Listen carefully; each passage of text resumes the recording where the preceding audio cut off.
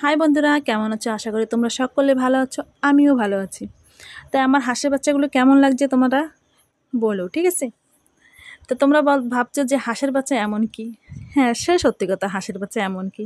তা হাঁসের বাচ্চার পিছনেও কিছু কাহানি আছে। এই কাহানি আছে। মানে আমি বাপের বাড়ি দিয়ে 10টা ডিম আনছিলাম। তো 10টা ডিমই বসাই বাপের বাড়ি চলে গেছিলাম। মানে আমার শরীর কিছু খারাপ ছিল, তাই বাপের বাড়ি চলে গেছিলাম। তো হাঁসের মানে একটা ডিম মনে হয় শায়দ পচে গেছিলো শায়দ, তা আমার বারার দিকে যখন নিয়ে চলে গেছে, নিয়ে চলে যাওয়ার পরে সেই ডিম কি হয়েছে আমি জানি না। বাড়ি এসে আমি দেখি সব ডিম খারাপ হয়ে গেছে। 4টে ডিম নিয়ে বেচারি মুরগি বসে রয়েছে। তা আমি সেই টুকরি নিয়ে ঘরের ভিতরে রাখছি।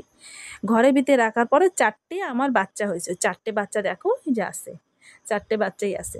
সে 4টে বাচ্চা হয়েছে, সেই জন্য ওই 4টে বাচ্চার ওই যে দেখো বাচ্চাগুলো দেখো কিরকম, এই বাচ্চা মানুষের বাচ্চার মতনই যত্ন করতেছে। তুমি দেখো, তোমরা দেখো এই বাচ্চাগুলোর আমি এরকম মানুষের বাচ্চার মতনই যত্ন করি।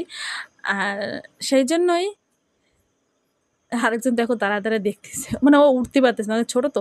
আর এই ভিডিওটা আমি অনেক আগেই বানাচ্ছিলাম, ভাবছিলাম যে ছাড়বো, তো ছাড়ার সময়ই পাচ্ছিলাম না, কোনোটা কাজের জন্য ছিলাম। তা আমার মিনি ব্লগগুলো তো তোমাদের যদি ভালো লাগে অবশ্যই দেখো। আজকের জন্য একটু কি টাটা।